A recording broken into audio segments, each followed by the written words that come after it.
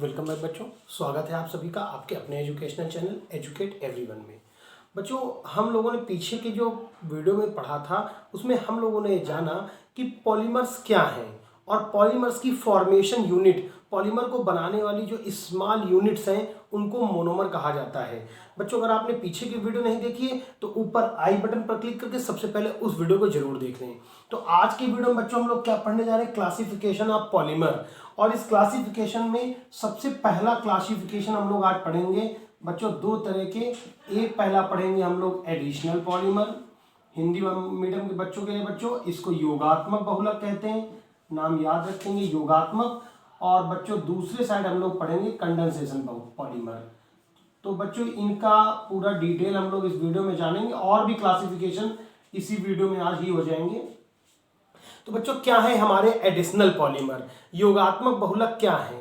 तो बच्चों जब मोनोमर्स, एक ही टाइप के मोनोमर आपस में जुड़ते हुए जाते हैं, आपस में एक चेन बना लेते हैं, तो इस तरह से बनने वाले पॉलीमर एडिशनल पॉलीमर, इस तरह बनने वाला बहुलक योगात्मक बहुलक। और ये जो प्रोसेस है वो एडिशनल पॉलीमराइजेशन या योगात्मक बहुलीकरण कहलाती है। बच्चों हम लोग इसको एक एग्जाम्पल के थ्रू समझेंगे तो आपको कहानी ज्यादा क्लियर होगी, लेकिन उसके पहले बच्चों सबसे जरूरी है एक रिएक्शन। तो बच्चों ये देखिए हम लोग CH2 डबल बॉन्ड CH2, सब लोग बच्चों जानते होंगे किसका फॉर्मूला है। ये फॉर्मूला है बच्चों एथीन का, और इसके हम लोगों ने कितने मॉलिक्यूल लेने हैं बच्चों, N मॉलिक्यूल। N मॉलिक्यूल मतलब बहुत सारे।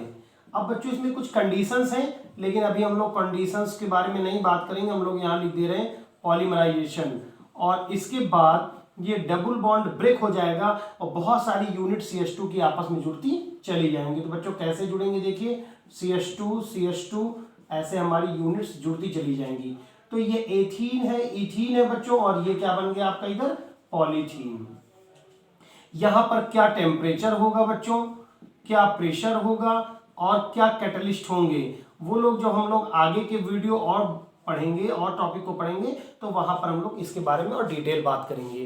तो सबसे पहले बच्चों हमने क्या बताया आपको, एथीन का पॉलीमराइजेशन हो गया, तो एथीन के पॉलीमराइजेशन से पॉलीथीन आपको ऑब्टेन हो गई। बच्चों पॉलीथीन बहुत ही हमारे वाइडली यूज्ड ऑब्जेक्ट है हमारी डेली लाइफ का, और इसके बारे में इसकी हमें हमारे पॉलीथीन से आपको पता है कि हमारी पाइप बनाई जाती हैं, डिब्बे बनाए जाते हैं, कैरी बैग्स बनाए जाते हैं, रैपिंग मटेरियल बनाया जाता है।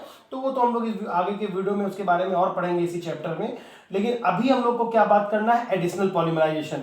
तो बच्चों इस तरह के पॉलीमराइजेशन में, इस तरह के बहुलीकरण में आप देखो मोनोमर जो आगे लगते जाएंगे CH2 ही लगते जाएंगे, एक तरह के ही मोनोमर लगते हुए चले जाते हैं। तो सबसे पहले तो बच्चों हम इसकी डिफिनीशन की बात कर लेनी चाहिए।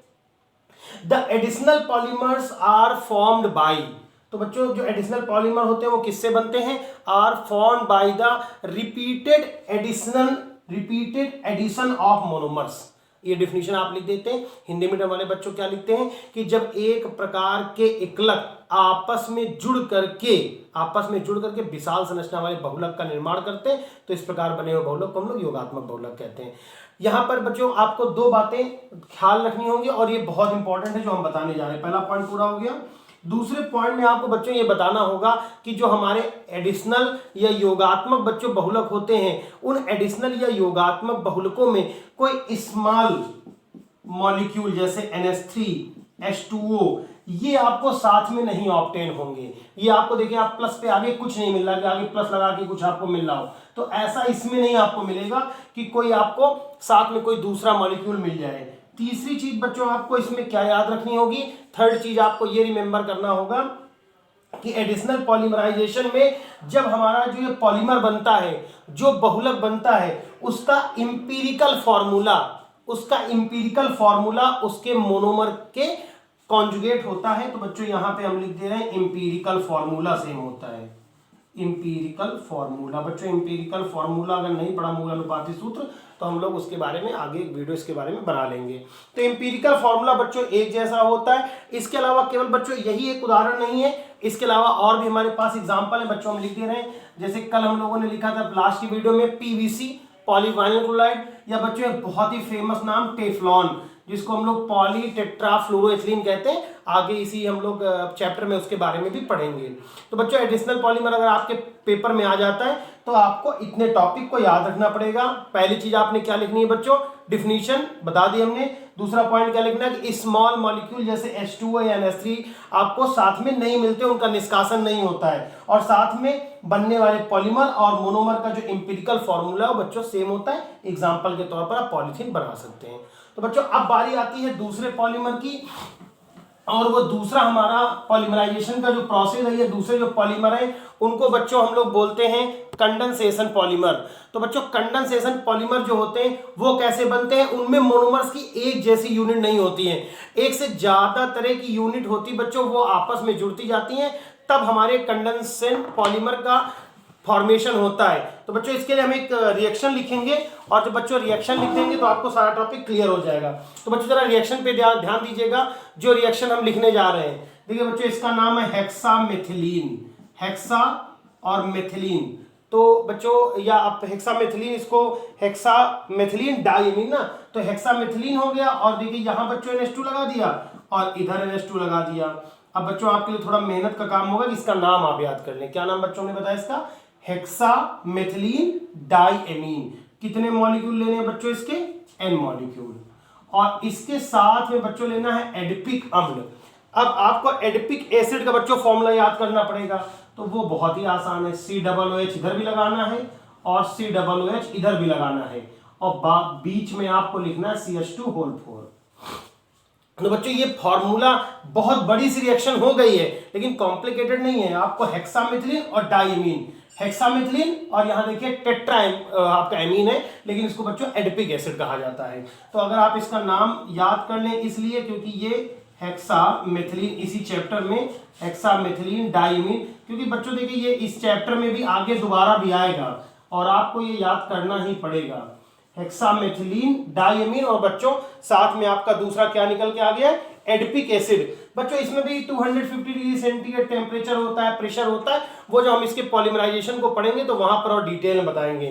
तो बच्चों देखिए इसमें क्या बनेगा, है ना, तो उसको लिखेंगे बच्चों, थोड़ा सा ध्यान दीजिएगा। हम थोड़ा एरो और छोटा कर लेंगे, नहीं आपका वीडियो में आएगा नहीं ये बच्चों। इसका एक H और इसका एक OH, इसका एक H और इसका एक OH, ये बच्चों यहाँ HOH आपका H2O बन जाएगा, एक H और एक OH, यहाँ पर एक H2O और बन जाएगा। तो बच्चों केवल टोटल हमारे कितने H2O आपको निकलते हुए दिख रहे हैं, यहाँ पर 2 H2O निकलते हुए दिख रहे हैं। तो अब बच्चों हमारे देखिए हम क्या बचेगा यहाँ पे, ध्यान दीजिएगा बच्चों इस जगह से ना, ये हमारा क्या बचा यहाँ पे बच्चों NH, और क्या बचा CH2 का होल 6, यहाँ क्या बचा बच्चों NH एरो।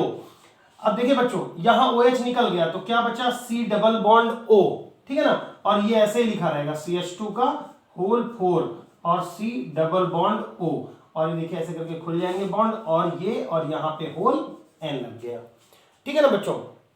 अब देखो एक H2O यहां से निकला, ये H और OH, एक H2O है, एक H और एक OH, एक H2O, 2 H2O हो गए, लेकिन आगे क्या लगा है बच्चों N, तो 2N H2O निकलेंगे, ये आपको ध्यान रखना पड़ेगा बच्चों। यहां लिख दे रहे हैं 2N H2O।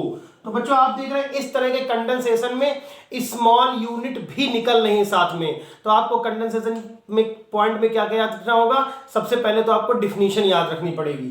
तो डिफिनीशन बच्चों अगर आपको नहीं समझ आई है तो मैं डिफिनीशन आपको बता दे रहा हूं। The condensation polymer are formed by repeated condensation reaction between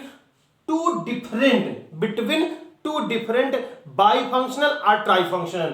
तो यहाँ पे बच्चों एक ही फंक्शनल ग्रुप, यहाँ NH2 देख रहे हैं, 2 फंक्शनल ग्रुप हो गए, यहाँ पे COOH आपके 2 फंक्शनल ग्रुप लगे हुए, बाईफंक्शनल और ट्राईफंक्शनल मोनोमर्स यूनिट।